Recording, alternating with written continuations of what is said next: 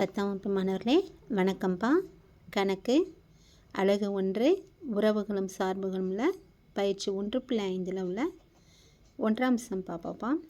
கீழே கொடுக்கப்பட்டுள்ள f மற்றும் g என சார்புகளை பயன்படுத்தி f காம்போ g மற்றும் g காம்போ f ஐ காண்க. இதை f காம்போன்னு சொல்லலாம், f டாட்னு சொல்லலாம்ப்பா. அப்போ நான் f dot g equal g dot f என்பது சரியா என்பதை சோதிக்க அப்படின்ட்டு இதில் ஒரு 5 சம் கொடுத்துருக்காங்கப்பா. இதில் ஒவ்வொரு சம்மாக நம்ம எடுத்து பார்ப்போம். இதில் first sum f of x equal to x minus or g of x equal to x ஸ்கொயர்னு கொடுத்துருக்காங்கப்பா. இதில் first f combo g f dot gயை ஃபஸ்ட்டு கண்டுபிடிப்போம். f dot g equal to f of g of எக்ஸ்னு இதை நம்ம எழுதிக்கணும்ப்பா. இப்போ f ஆஃப் g ஆஃப் எக்ஸுங்கிறது என்னது, எக்ஸ் ஸ்கொயர்னு பிரதிடுவோம்.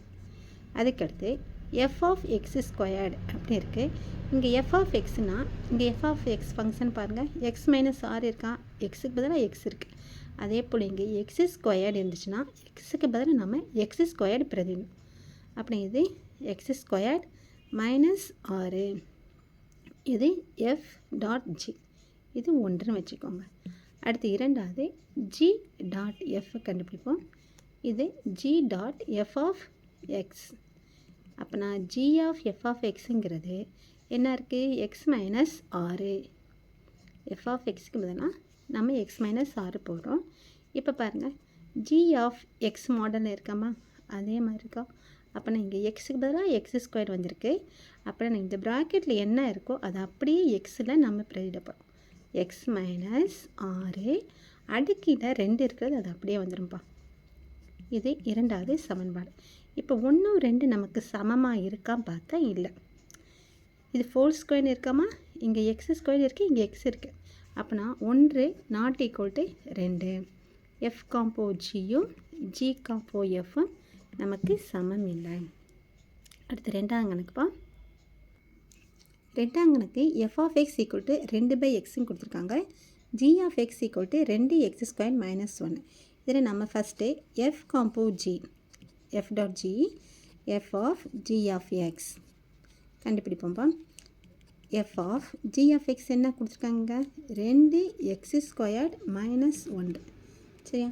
இப்போ எஃப் ஆஃப் எக்ஸ் மெத்தடில் பாருங்கள், எஃப் ஆஃப் எக்ஸ்னு மெத்தடில் பார்க்கும்போது எக்ஸுக்கு எக்ஸ் இருக்கா, அப்போனா இந்த 2 பை இங்கே எக்ஸுக்கு பதில் என்னம்மா போட போகிறோம், 2x ஸ்கொயர்ட் மைனஸ் 1. இது சமன்பாடு 1.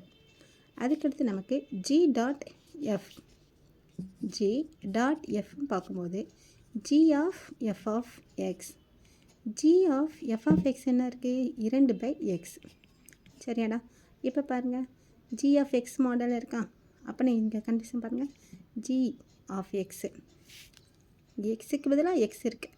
அதே போல் இங்கே என்ன இருக்கோ அதை கொண்டு போய் எக்ஸ் இருக்க இடத்துல பிரதிடும். 2 ப்ராக்கெட் 2/x அதனுடைய அடுக்கு 2 மைனஸ் 1. எக்ஸ் இருக்க இடத்துல எக்ஸ் இருந்துச்சு, இங்கே இதுக்கு பதிலாக என்ன இருக்கோ அதை நாம் இங்கே பிரதிடும். இப்போ பாருங்கள், இது என்ன மாறும், 2 அடுக்கு 2னா 4/x ஸ்கொயர்ட் மைனஸ் 1. இப்போ இது ரெண்டையும் பெருக்கிற என்னப்பா நமக்கு வருது, 8/x ஸ்கொயர்ட் மைனஸ் 1. இப்போ இது ரெண்டும் நமக்கு சமமாக கேட்டால் இல்லை. இரண்டாவது சமன்பாடு 1 நாட் ஈக்குவல் 2.